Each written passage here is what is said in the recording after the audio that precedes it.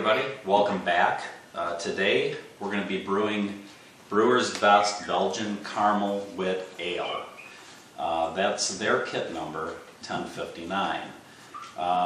Brewer's Best says it's a refreshing spring seasonal recipe similar to classic white ale, though slightly darker in color. Premium candy syrup and caramel malts lend high fermentability and honey sweetness that complements the spicy characteristics from the yeast. This aromatic and flavorful ale is the perfect welcome to the spring season. So it sounds delicious. And today we'll cover the whole brewing process. They list this, Brewer's Best lists this kit as intermediate difficulty for brewing, and that's because it's a partial mash or a steep to brew kit. So it's somewhere, it's falling in between an all malt extract kit and complete all grain brewing. But as you'll see, Brewer's Best makes it really easy to brew this. So if you can make brownies, you can certainly make this beer. So what's in the kit? Well, as usual, they're going to give you the formulation sheet with all the steps needed on it to brew the beer. And they'll give you the steep to convert instructions so you know how to do all the grains. Then we've got crushed pale malt, we've got crushed caramel and flaked wheat. We've got the grain bags needed for the steeping. We've got dry malt extract, 2 bags of that, and some liquid malt extract. In addition, here's the candy syrup, and we also have the hops, and as I've mentioned in all my videos, I like to use hop bags to just keep the sediment down. And then we've got the yeast. Also, they always send bottle caps and priming sugar for the bottling stage. So, what are you going to need? Well, you're going to need your spoon, you're going to need your brew kettle, and you're going to need a thermometer so you can watch that steeping temperature. You'll need a hose for transferring the wort from your brew kettle down into your fermentation pail, which is right here. You'll need an airlock, and most important, you're going to need something to sanitize your equipment with. And I use Star San, but other folks use other methods for sanitizing, but I found this to be great. It's a no-rinse sanitizer, so you basically rinse everything out and you're set to go. Things that are optional, as I mentioned before, is your hygrometer. But that'll give you the alcohol content, and believe it or not, all your friends that come over and try your beer are going to want to know what's the alcohol content, so you might as well invest in a hygrometer and let them know what it is. I've got oxygen and a wand for aerating the wort, and you don't need that, obviously. And I have a wort chiller. Again, not necessary. Some people take their brew kettles and set them in a sink full of ice to drop the temperature, but I use a wort chiller, and it works great for me. So that's it. I think all we've got left to do now is get started. Okay, step 1 is really to get your water up to 155 degrees. And so I have that going right now. Shouldn't be long and will be set. In the meantime, I've removed all the grains from the plastic bags, and I've moved them into the steeping bags. So as soon as the water gets up to the right temperature, we'll be able to set the bags in there, and then we'll monitor the temperature. So we'll be back when we're up to temperature, and we'll get the grain bags put in. I've just done a temperature check, and we're at 155, so let's go ahead and put the grain bags in.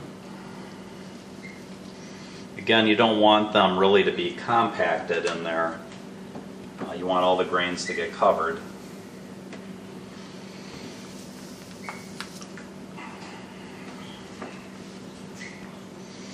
And these will. I'm going to just spread them out a little bit. And we'll be back in a minute, and we have to now be really vigilant on the temperature and make sure that we don't exceed 155 degrees. So anywhere from like 148 to 152 would be like just perfect. So now it's really a matter of being vigilant on the temperature for the next 45 minutes. So I'll be back in a few minutes so you can see where the temperature is at. So as you can see right now we're at about 152. So I'm going to try and keep it in this range now for the next 45 minutes, and then we'll be ready to move on to the next step. Okay, we've completed our 45-minute steeping time on the grains. So I have a half gallon of 150 degree water to sparge the grains with, so I'm just going to lift them up, let them drain a little bit. Don't squeeze the bags, just let them drain. And now I'm just going to rinse the grains with 150 degree water.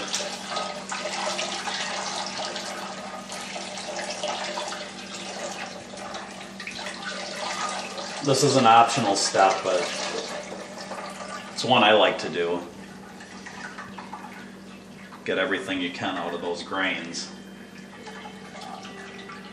Okay, I'm going to hold this over the pot for just a minute or two to let them drain all the way, and then I'm going to add enough water in the kettle to get up to 5 gallons for a 5-gallon boil. Now the directions say 2.5 gallons. You can do the same thing. You can do a 2.5-gallon boil and then add water later to come up to 5 gallons in your fermentation pail. I'm going to do a 5-gallon boil, so be back in a few. Alright, we've got a nice rolling boil going here, so let's go ahead and add the liquid malt extract. And make sure you stir it constantly so it doesn't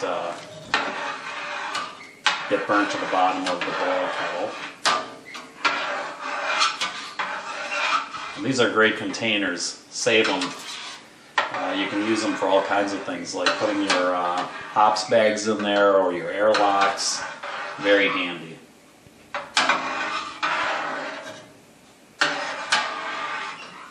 Okay, so what we're going to do is just get all the liquid malt extract into the wort, and when that's completed, we'll get this back up to a rolling boil again, and then we'll be ready to add our bittering hops. So back in a few.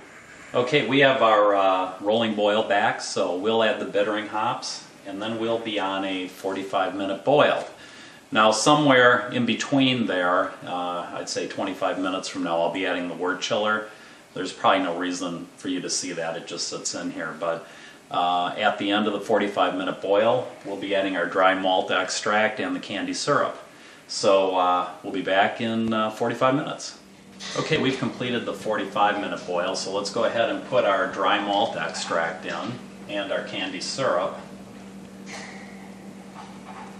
And you want to make sure you don't have a boil over here. These things can tend to boil up pretty quick. Again, you want to stir it, make sure that nothing gets caked to the bottom of your boil kettle. And you can do it in the plastic bags that come with the kit, or I like to put it in this container because I find it to be a lot easier to deal with. And now let's put in the candy syrup.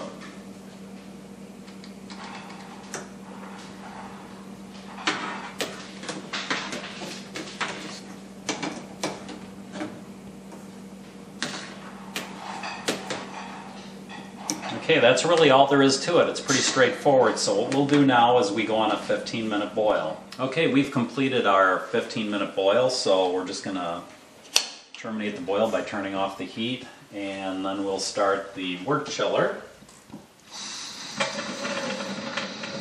Always makes a little noise when it gets started.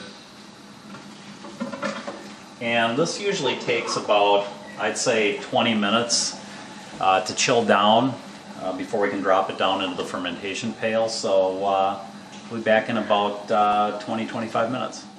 We've got our wort down to the right temperature, which is about 70 degrees. So let's go ahead and open the valve and run the wort down into the fermentation pail. And I'm going to grab a quick sample with a hydrometer.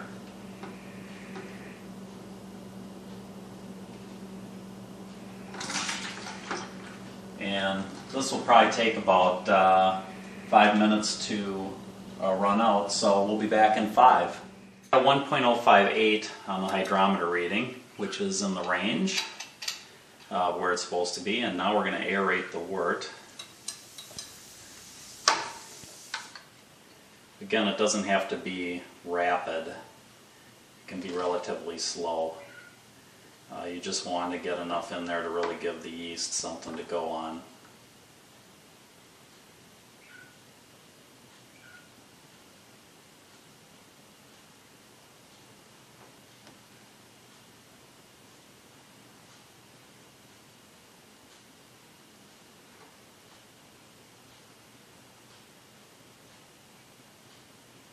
Okay, and I always leave it running and dump it in the sanitizer after that, just to make sure that stone gets cleaned out.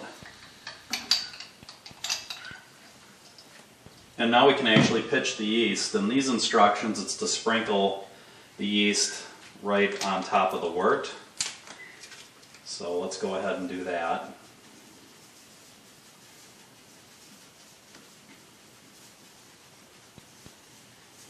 And I'll gently push that down into the solution in just a second with a sanitized spoon.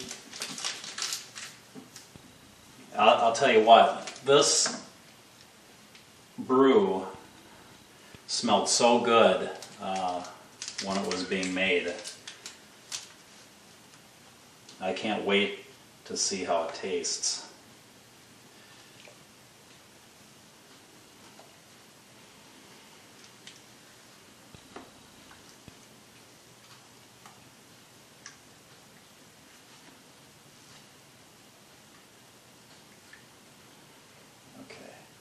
I think that's good enough. We'll come back in just a minute and put on the lid and the airlock. Alright, all that's left is to snap the lid on. Make sure it's on tight. That's good. And then the airlock, which is about, 3/4 of the way full with water. There's a fill line on there. Just push that down in to the gasket. And hey, we're all set. Alright, that's all there is to it for brewing the Belgian Caramel Wit Brewer's Best Kit 1059. Now, I thought what we'd do moving forward is follow this batch all the way through. So next week we'll move it to the secondary, and the week after that we'll do the bottling, and a couple weeks after that we'll do the tasting of it. Until then, Maddie and I are going to kick back and have an English brown ale. I highly recommend this. This is awesome. All the senseless worrying I did about the carbonation finally came around, and what a great beer. So until next week, have a great week. Cheers.